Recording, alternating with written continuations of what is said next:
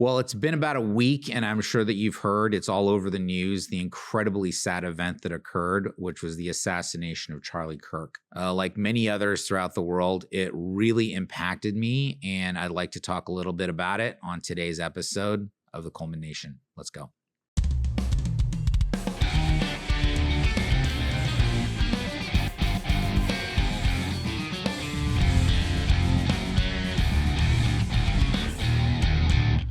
To start with, I'll say that Charlie Kirk's assassination was one of the worst things to happen in this country in a very long time. For myself, he was one of the people who really inspired me to start thinking about doing something in my community, to start making a difference, to roll up my sleeves and start figuring out how I can do my part to help people to think better and have a positive impact on the world around them. I remember seeing so many different episodes where I was just like, wow, he is so eloquent in the way that he talks, and his thought processes, whether you agreed with them or not, were very, very clearly defined.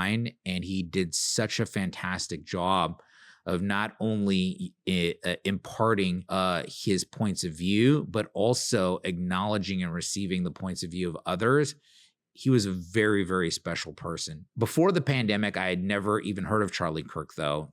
During that time, he became one of the voices of reason that really resonated with me. That impact only continued to grow from that point forward. He was a really positive influence. It was surprising and even shocking to me that the things that he was saying were controversial in any way, shape, or form. I forgot who it was from, but I remember seeing a quote, something along the lines of, if you think that things like opposing the murder of unborn babies, promoting monogamy, promoting a love for your country, and helping others are bad and controversial, then you're a total idiot. That was the quote. When I heard that, I was 100% in agreement.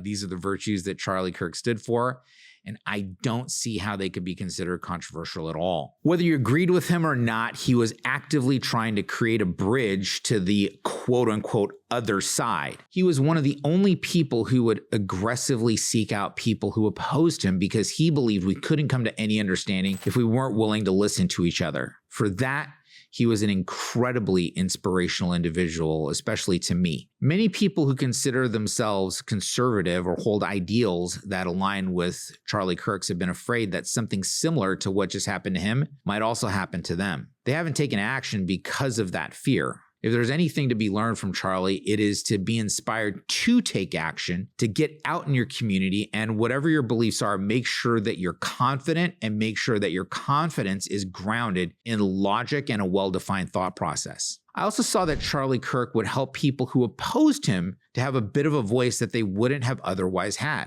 And for that, I had a tremendous amount of respect for him, for the amount of patience that he had. He wasn't a gotcha-oriented kind of guy. There were many times when someone lesser would have verbally impaled some of the arguments that were being brought against him. But in actual fact, I don't recall him ever taking the low road in any of the debates that he had. He might crack jokes here and there, and I remember some friendly banter when he would have someone with him. But when he pointed out logical fallacies of the people against him, he always did so with tremendous humility. I've actually taken some time to rewatch some of the videos that inspired me and some of the ones that, just were very, very popular. And he was always a very humble person. And one of the characteristics that really threatened people was that he was tough to fight with because he was so good at granting others importance, as opposed to just trying to eviscerate them ideologically. He really resonated with me for that and many other reasons. But specifically, that concept of granting others importance, I really watched the fact that when he would engage with someone, he was really listening and really trying to understand. However, he was very strong and confident in his own footing of his own thought processes and beliefs that it sometimes seemed like, oh, well, he's just, perhaps condescending in a way, but I never perceived that myself of the things that I was able to watch. So I actually believe that 2,000 years from now, he'll be remembered as someone as impactful on the thought processes of Western civilization as Socrates or Aristotle. We'll look back on the actions he inspired people to do and hold him in as high regard as some of the great philosophers and thinkers that came before him.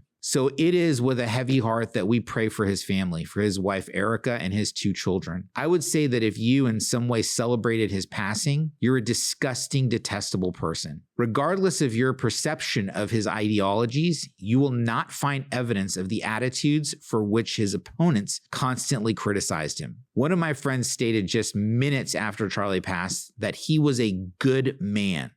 I want you to hear that again. Charlie Kirk was a good man. He was a good father, and whether you knew him personally or not, he was a good friend to humanity. I thought that was a truly appropriate description of Charlie as a good man, not from knowing him personally, but from how he inspired me to take action within my own community and to be a better father and husband. I have nothing but the highest praise for him and prayers for him on his next journey. He'll be fondly remembered in our household. God bless you, Charlie Kirk.